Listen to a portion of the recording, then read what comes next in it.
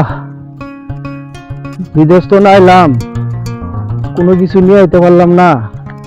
কি ব্যাপার, বাড়ি ঘড়ি অবস্থাতে? ও মনে হয় ভাই টাকা পাঠাইছিলাম, ওই ঘরটাই উড়াইছে। বাইরে কইছিলাম বিল্ডিং উড়াবার, তৈরি ঘর। হ্যাঁ আচ্ছা দেখি। হ্যালো ইয়াসমিন, ভাই আছো? ভাই ভাই তোরা ভাই আমি এই অবস্থা যে বিয়ে করে এই অবস্থা হয়েছে, কাটি দিতু ভাই কাটি চিন্তা করতেছো? ভাই ফিরত আইছে, আল্লাহ কাছে শুক্রিয়া জানাও ভাই। আকামা ছাড়া বিদেশ বাড়ি ভাই, যারা বিদেশ থাকে ওরা জানে বিদেশের কাম কাজ, বিদেশে যে কষ্ট ভাই।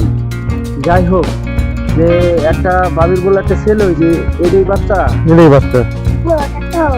হ্যাঁ আমি তোমার কাকা। তা ভাই তোমারে বিদেশ করে টাকা পাঠাইছি বিল্ডিং উড়াবা, তার চেয়ে তুমি তৈরি ঘর উড়াই বই আসো। আর বিদেশ কি তৈরি করছি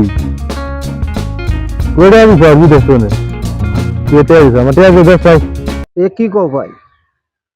এ তো কি আর কি করতেছো ভাই? ভাই তুমি কি বলতাছো? লাখ লাখ টাকা তোমার আমি কামাই করে দিছি, আজকে তুমি আমার বলতাছো কি এ টাকা দিছি? ভাই এই কথা কইও না ভাই, এসে আমার তুমি লাথি মারো, তাও এরকম কথা বললো না ভাই। দেখো আমি একবার নিশ্চয়ই আইছি, বুঝছো? বিদেশ বাড়ি তোমার আকামা ছাড়া বিদেশ বাড়ি আসছিলাম, পুলিশে ধরে নিয়ে গেছিল গা।